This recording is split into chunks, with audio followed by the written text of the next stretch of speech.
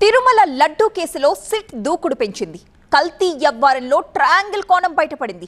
తిలా పాపం తలా పిడికెడు అన్నట్టుగా నిందితుల మధ్య లాలూచి జరిగినట్లుగా తేల్చింది సిట్. ఇంతకీ ఎవరా ముగ్గురు? దర్యాప్తులో స్పీడ్ పెంచిన సిట్ నెక్స్ట్ స్టెప్ ఏంటి? తిరుమల లడ్డూ కల్తీ నెయ్యిలో ట్రయాంగిల్ కథేంటి? రిమాండ్ రిపోర్ట్లో A1 పేరు ఎందుకు లేదు? ఇంతకీ ఎవరా A1? రిమాండ్ రిపోర్ట్ పై వైసీపీ రియాక్షన్ ఏంటి? అసలు సిట్ దర్యాప్తులో నెయ్యిలో జంతువుల కొవ్వు కలిపినట్లుగా తేలిందా?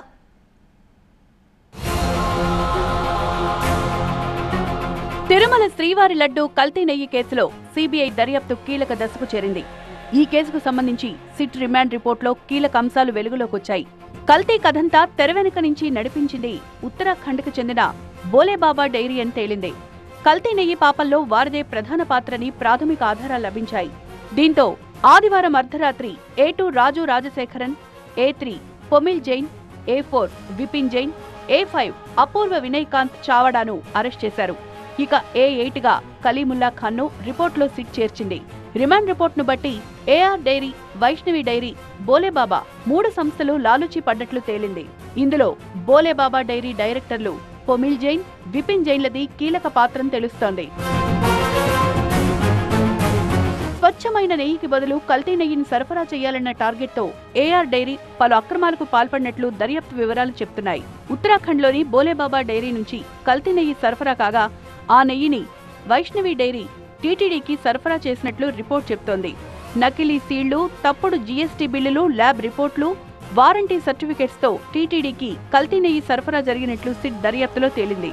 టీటీడీ టెండర్ నిబంధనల ప్రకారం నెయ్యి సరఫరా చేసే అర్హత, సామర్థ్యం AR డైరీకి లేవు. ఇందుకోసం AR డైరీ తప్పుడు పత్రాలు, FSSAI రిటర్న్స్ రూపొందించి టెండర్ దాఖలు చేసినట్లు, ఇందులో వైష్ణవి డైరీ ప్రతినిధుల పాత్ర కూడా ఉందని రిమాండ్ రిపోర్ట్ చెప్తోంది.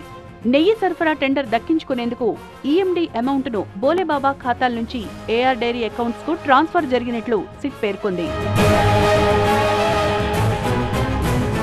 2024 మే 15న ఆర్డర్ దక్కించుకుని జూన్, జూలైలో 4 సార్లు AR డైరీ పేరుతో టీటీడీకి నెయ్యి సరఫరా కాగా అందులోనే జంతువుల కొవ్వు కలిసినట్లు గుజరాత్ NDDB కాప్ ల్యాబ్ నివేదిక నిర్ధారించింది. విషయం బయటకు రావడంతో దేశవ్యాప్తంగా దుమారం రేగింది. దీనిపై సమగ్ర దర్యాప్తుకు ఏపీ సర్కార్ ఆదేశించింది. దీనిపై దర్యాప్తు జరిపిన సిబిఐ పలు కీలక ఆధారాలను సేకరించింది. ఈ కేసులో ఆధారాలను చెరిపివేసేందుకు నిందితులు తమ ఫోన్లు ధ్వంసం చేసి కొత్తవి కొన్నట్లు సిబిఐ ఆధ్వర్యంలో సిట్ వెల్లడించింది.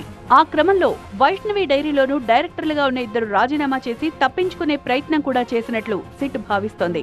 బోలేబాబా డైరీకి కూడా టీటీడీకి సరఫరా చేసే స్థాయిలో నెయ్యి తయారు చేసే సామర్థ్యం లేదని విచారణలో సిట్ గుర్తించింది. టీటీడీ టెండర్ నిబంధనల మేరకు అగ్మార్క్ స్పెషల్ గ్రేడ్ ఆవు నెయ్యి ఉత్పత్తి చేయాల్సింది.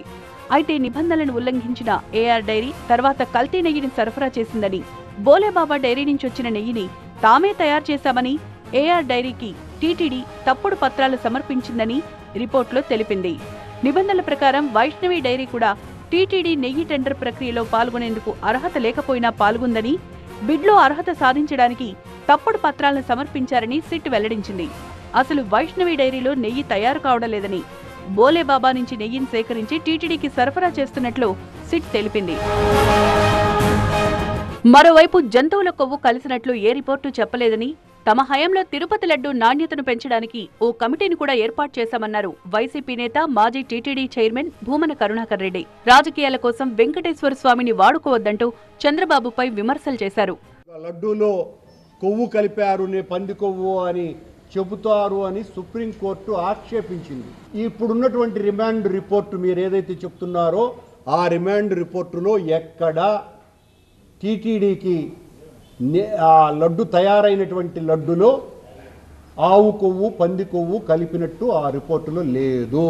టీటీడీకి పంపినటువంటి AR డైరీ నెయ్యి నాణ్యత లేదు అని రిజెక్ట్ కాబడ్డది.